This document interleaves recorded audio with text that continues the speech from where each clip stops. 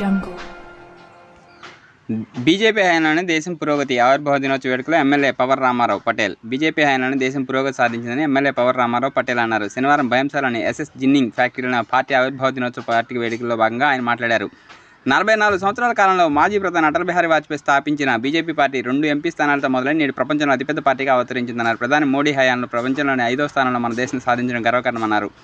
Corona కాలంలో vaccine వేయించి ఎంతో ప్రజల ప్రాణాలు కాపాడిన ఘనత బీజేపీదే దక్కిందన్నారు. వచ్చే పార్లమెంట్ ఎన్నికలు 400 స్థానాలు సాధించడమే తమ ధ్యేయమన్నారు. అనంతరం పార్టీ కార్యకర్తలతో కలిసి ఆయన టిఫిన్ బైఠాక్ కార్యక్రమాన్ని చేపట్టారు.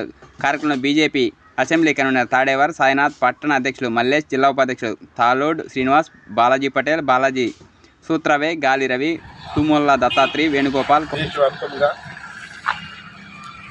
44 సంవత్సరాలు పూర్తి అయిన భారతీయ జనతా పార్టీ ఆవిర్భావ దినోత్సవం భారతీయ జనతా పార్టీ కార్యకర్తలకు, పదాధికారులకు, మా బైసపట్నం ముదూరు నియోజకవర్గ ప్రజలకు పేరు పేరున